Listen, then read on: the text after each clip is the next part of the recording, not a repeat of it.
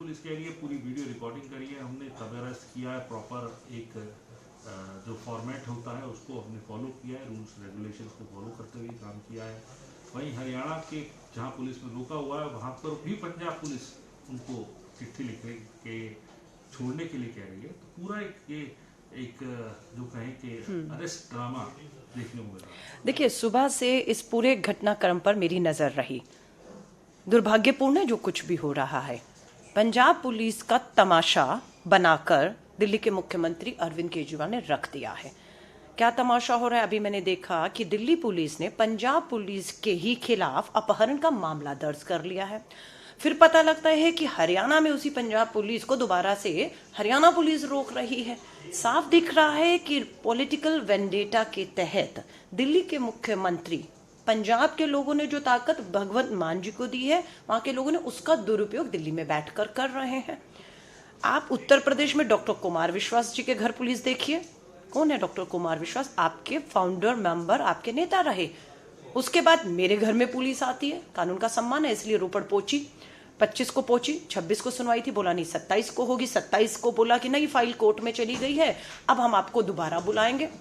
मैं बिल्कुल वहां खड़ी थी, वापस आ गए हम लोग। उसके बाद आज पता लगता है कि भाजपा के एक और जो है नेता तेजेंद्र बग्गा को उठाकर जिस तरीके से ले जाया गया उनके घर में, उनके पिता बुजुर्ग के साथ जिस तरह से दुर्व्यवहार किया गया, मैं बिल्कुल ये कहूंगी अरविंद केजरीवाल भाजपा से सीख कर ये चालें चल रहे हैं। क्योंकि अभी हाल ही में घटना हुई कि किस तरह से गुजरात के चुने हुए विधायक जिग्नेश मेवानी जी को असम में जाकर गुजरात की पुलिस पकड़ती है, कोर्ट से बेल होती है, बाहर आते ही बल्कि उनके मामले जो हैं गुजरात के, वहां जाके उसको उसके तहत उनको गिरफ्तार करके असम पुलिस ले जाती है।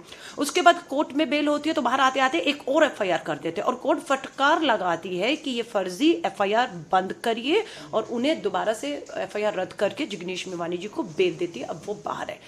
इसी तरह अरविंद केजरीवाल जी बीजेपी के रास्ते पर चलकर जिस तरह से वो गुजरात असम की पुलिस का दुरुपयोग कर रहे हैं, ठीक उसी तरह अरविंद केजरीवाल दिल्ली में बैठकर पंजाब पुलिस का दुरुपयोग दिल्ली में अपने विरोधी, राजनीतिक विरोधियों के खिलाफ इस्तेमाल कर रहे हैं, जो दुर्भाग्यपूर्ण है। मैं बिल्कुल पंजाब के मुख्यमंत्री से अपील करना चाहती हूँ, पंजाब पुलिस का तमाशा मत बनाइए। पंजाब के अंदर जो गैंगस्टर वॉर हो रही है, कल एक पत्रकार के ऊपर जो है जानलेवा हमला किया गया, नशे में मात्र 7 दिन में 10 लोग नशा ओवरडोज की वजह से मौत के मुंह में चले गए। पटियाला अभी कुछ दिन पहले जल रहा था सांप्रदायिकता की आग में। तो मैं हाथ जोड़कर निवेदन करूंगी पंजाब के मुख्यमंत्री से कि दिल्ली के मंत्री के हाथ की कठपुतली पंजाब पुलिस को मत बनने दीजिए। ये दुर्भाग्यपूर्ण है, ये रुकना चाहिए। और जहां तक बात है, बिल्कुल इसका सामना करेंगे, कोर्ट जाना होगा या फिर पुलिस दोबारा, मुझे व्यक्तिगत मैं कहूंगी, रोपड़ बुलाएगी, गिरफ्तार करेगी, जेल भी भेजेगी, सब करेंगे। लेकिन आवाज जो है, जो सवाल जो है सत्ताधारियों से, चाहे दिल्ली में केजरीवाल है, चाहे देश में बैठी केंद्र की मोदी सरकार है, कांग्रेस पूछती रही है और पूछती रहेगी। हमारे नेता राहुल गांधी जी का एक ही, उन्होंने हमें सबको एक सबक दिया है, डरो मत। तो ये लोकतंत्र की लड़ाई को हमें बिना डरे लड़ना है और हम लड़ रहे हैं। मैम, इसको कैसे देखें?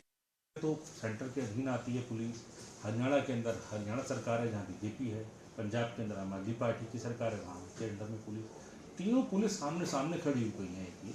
इस पूरे घटनाक्रम को, इसको कैसे देखिए? मैंने कहा ना, पुलिस का जिम्मेदारी हर राज्य की है कि अपने राज्य की कानून व्यवस्था को बनाए रखना, वहां के लोगों को सुरक्षित महसूस करवाना, और वो पुलिसें वहां की हैं।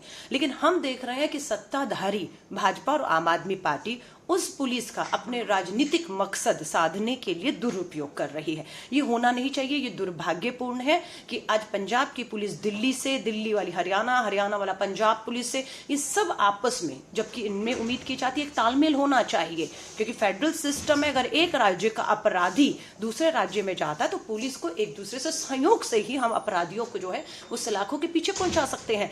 कितने बलात्कारी, आतंकी, मैं कहती हूँ कितने लोग ऐसे हैं अपराधी जो है, गैंगस्टर में भी जो है, वो एक राज्य से बड़ी आसानी से दूसरे राज्य की सीमा में एंटर कर जाते हैं। उसमें एक दोनों सरकारों के बीच में आपसी तालमेल, सहयोग होना पुलिस में बेहद जरूरी है, जिसकी आने वाले समय में मुझे लगता है ये जो विश्वास मजबूत होना चाहिए था वो कमजोर होते हुए दिखेगा, जिसका पूरा खामियाजा किसी और को नहीं, सत्ताधारियों को नहीं, सिर्फ जनता को उठाना पड़ेगा, जो दुर्भाग्यपूर्ण। आखिरी सवाल, जब आपने फेडरल स्ट्रक्चर की बात की, आपको नहीं लगता कि फेडरल स्ट्रक्चर के ऊपर भी सवाल खड़ा हो रहा है कि जहाँ पे एक स्टेट की पुलिस दूसरे स्टेट के सामने आ रही है, तो ये संकेत उसके लिए भी ठीक नहीं है? फेडरल स्ट्रक्चर के लिए भी कहीं ना कहीं ठीक नहीं है ये। नहीं, बिल्कुल ठीक नहीं है। मैं आपसे बिल्कुल सहमत हूँ।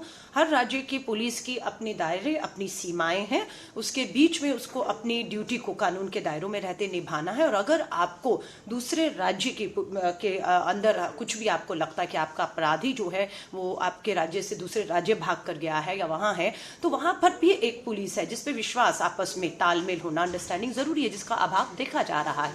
क्योंकि कहीं ना कहीं पुलिस दबाव में है, राजनीतिक के तहत कार्रवाइयां हो रही हैं, इसलिए एक पुलिस कार्रवाई करती है और दूसरी पुलिस उसी कार्रवाई को गैर कानूनी कार्रवाई बताकर जो है वो रोकने का प्रयास कर रही है। तो ये तो मुझे लगता है लोकतंत्र के लिए बिल्कुल ठीक नहीं है।